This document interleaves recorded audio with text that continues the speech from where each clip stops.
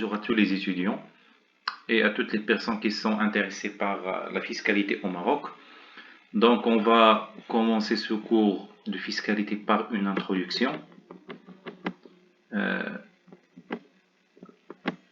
Dans le cadre de cette introduction générale, on va brièvement exposer 4 points. D'abord, le principe de l'État gendarme, puis l'accord de Lafar et la loi de Wagner, puis le système fiscal du Maroc pré-colonial, et enfin le système fiscal du Maroc post-colonial. Et on commence par le premier point qui est le principe de l'État gendarme. Donc l'analyse des classiques, le mouvement classique, se base sur des hypothèses qui conditionnent le rôle de l'État à des tâches précises. Nous essayons de citer les plus élémentaires de ces hypothèses afin d'éclaircir la mission de l'État dans l'orthodoxie libérale. Donc, dans cette approche, les individus devront être libres dans la gestion de leur propre activité. Les produits fabriqués devront être écoulés directement sur un marché déterminé. L'échange, entre parenthèses, l'échange se fait en termes de troc et la monnaie n'est qu'un instrument qui facilite l'échange. La théorie de la dichotomie, c'est-à-dire la masse monétaire n'a pas d'influence sur l'économie réelle. Bien sûr, cette thèse elle a été remise en cause par la suite. Puis, la société capitaliste est une société marchande dans laquelle la liberté d'entreprendre aboutirait à la prospérité générale. C'est la fameuse main invisible d'Adam Smith. L'État devrait se contenter dans l'accomplissement de deux objectifs majeurs. D'une part, il doit s'occuper des activités non productives pour l'individu, mais qui sont largement profitables pour la société, telles que l'enseignement. Mais par la suite, même l'enseignement il a été privatisé dans le système libéral. Et d'autre part, il doit exécuter les tâches régaliennes telles que la sécurité et la justice. Enfin, il s'agit donc d'un État minimal qui ne doit pas nuire au fonctionnement normal, du marché. Voilà. Via les recettes et les dépenses publiques. Donc, selon les auteurs de cette approche, bien sûr, je parle de David Ricardo, de Jean-Baptiste Say, etc., le meilleur de tous les plans de finances est de dépenser peu. Et le meilleur de tous les impôts est le plus petit. Car c'est selon David Ricardo. Ça, c'est le premier point. Le deuxième point, la courbe de Lafar et la loi de Wagner. Lafar s'est intéressé à l'impact de l'impôt sur la croissance économique. Pour la construction de sa courbe, il a commencé par une hypothèse simple. Si le taux de l'impôt est nul, c'est-à-dire pas d'impôt, les recettes fiscales sont nulles. De même, si le taux de l'impôt est de 100%, les recettes fiscales seront aussi nulles.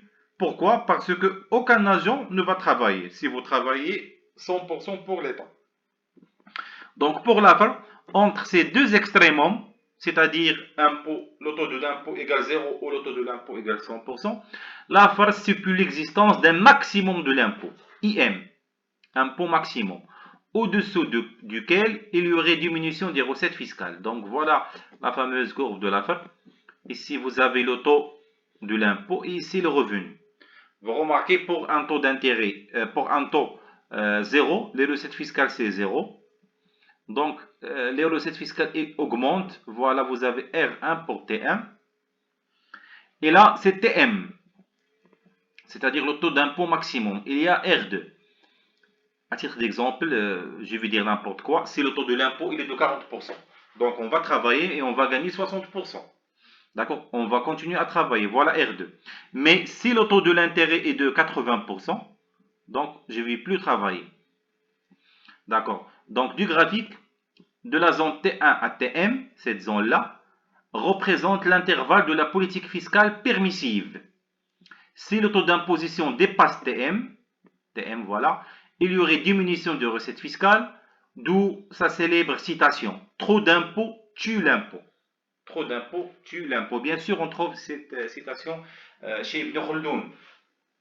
Ibn Khaldun, donc, il est considéré comme l'un des pionniers euh, qui ont analysé l'économie euh, d'une façon macroéconomique. C'est un sociologue, mais il a quand même analysé certaines parties de l'économie. Dans l'analyse de Ibn Khaldun, il considère que l'impôt, s'il dépasse un certain niveau, automatiquement, il y a la fin de la dynastie. La dynastie, donc la dynastie Amawide, la dynastie Abbasside, etc.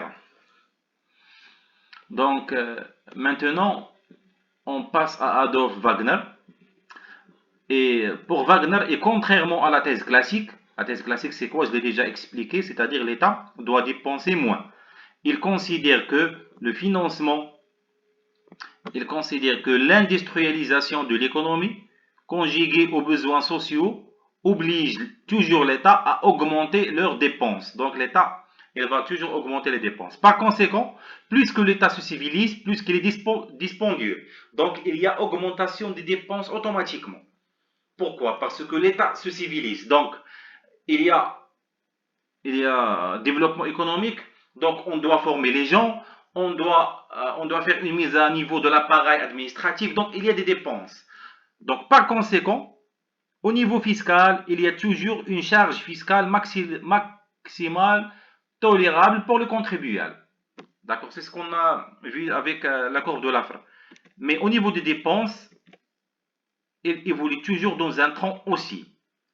Donc l'adjonction de ces deux hypothèses, l'adjonction de ces deux hypothèses ou de ces deux thèses, celle de Laffer et de Wagner, engendre un déficit budgétaire incompressible qu'on ne peut pas l'éviter. En effet, ce déficit s'explique par la réaction retardée des recettes fiscales envers la nouvelle structure économique. Parce que souvent, il y a un retard au niveau des recettes fiscales. L'économie change, mais les recettes fiscales, elles restent toujours classiques. On peut citer l'exemple aujourd'hui de l'économie digitalisée. Toute l'économie, elle est digitalisée, mais toujours les recettes fiscales donc, imposent l'économie d'une façon traditionnelle. Raison pour laquelle certains spécialistes ils font appel à la mise à jour de l'appareil fiscal. Donc, engendre un déficit budgétaire incompressible. En effet, ce déficit s'explique par la réaction retardée des recettes fiscales envers la nouvelle structure économique, qui exige de la part de l'État une augmentation instantanée des dépenses, selon Wagner.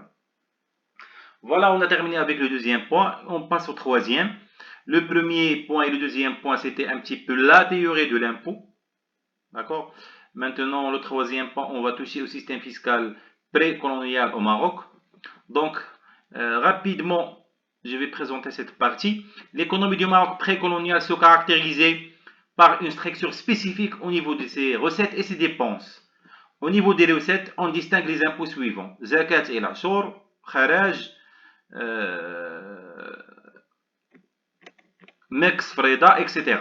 Donc, là, c'est un petit peu la structure de Mkhzen. C'est le Mkhzen qui est qui est le responsable de l'impôt. Donc, et c'est le Mkhzen qui va liquider l'impôt. Et bien sûr, les recettes fiscales à l'époque sont utilisées exclusivement pour les dépenses de l'État Mkhzen, à savoir l'achat de l'armée et le financement de la résidence des grands responsables. Le quatrième point, qui est le système fiscal post-colonial, ou si vous voulez, le système fiscal moderne. Cependant, l'économie du Maroc post-colonial a commencé à changer graduellement, avec l'introduction des principes de l'État moderne. Ce n'est plus le Mkhzen, mais il y a un parlement, il y a gouvernement, il y a opposition. Donc les décisions économiques sont réglementées par une loi de finances. Donc la loi de finances, c'est une loi annuelle. Là, c'est l'exception par rapport aux autres lois. Pourquoi? Parce que vous touchez aux poches des gens. C'est l'argent des citoyens. Donc c'est annuel. Donc chaque année, on va contrôler on va modifier en fonction des objectifs économiques. Donc, par la loi de finances, qui est considérée aujourd'hui comme la traduction financière d'un programme politique censé être validé lors des élections législatives. Donc, ce sont les élections législatives qui impactent la politique fiscale. Donc, il y a les élections, il y a un gouvernement. Donc, le gouvernement censé être la majorité, censé être constitué de la majorité des personnes des députés qui représentent le peuple. Donc, ils ont le droit à valider la politique fiscale en fonction des objectifs économiques. Donc, en effet, le système fiscal marocain se compose des impôts ci-après. Il y a l'IS, l'IR, la TVA, il y a d'autres types d'impôts, l'éthique, les taxes intérieures de consommation, droits d'enregistrement, droits de douane, il y a même les impôts locaux, taxes d'habitation, taxes services communaux. Donc, on va passer rapidement sur ces éléments. Donc, ici, il y a un petit tableau. Voilà donc un petit tableau. Recettes fiscales selon l'exécution budgétaire 2019-2020. Recettes fiscales selon l'exécution budgétaire 2019-2020 en millions de dirhams. Donc la loi de finances, vous avez ici la loi de finances de 2019, la loi de finances de 2020. Vous avez le premier impôt au Maroc, c'est la TVA. Vous remarquez, 87 milliards de dirhams à 80 milliards de dirhams. Ça, c'est un petit peu l'impact de Covid. Une petite diminution. Donc ça, c'est le premier impôt au Maroc, c'est la TVA, qui est un impôt indirect. Je peux même ajouter l'éthique, même s'il est en 4e position. 29 millions de dirhams. Ça, c'est le premier impôt au Maroc. D'accord? Donc le deuxième impôt, c'est l'IS. 48 millions de dirhams. Puis l'IR. Ensuite, il y a le droit d'enregistrement. 14 millions de dirhams pour 2019 et 13 millions pour 2020. Puis les dettes et les droits de douane. 7 millions, presque 8 millions en 2019 et 9 millions et quelques en 2020. Donc nous, dans le cadre de ce cours, on va exposer seulement les trois premiers types, la TVA, l'IS et l'IR. Dans un autre cours, on va passer aux autres types d'impôts et on va faire également un cours spécial on va présenter par la suite un cours spécial pour la fiscalité internationale. Donc, bien sûr, le source de ces données-là, c'est Banque El Maghrib, selon le rapport de 2021. Donc, après avoir exposé brièvement cette introduction, on passe au cours. Donc, le plan de ce cours, d'abord, on va commencer par l'impôt sur les sociétés, puis on va passer à l'impôt sur les revenus, et enfin à la taxe sur la valeur ajoutée. Et on va commencer avec l'impôt sur les sociétés, et il fera l'objet du prochain cours. Merci.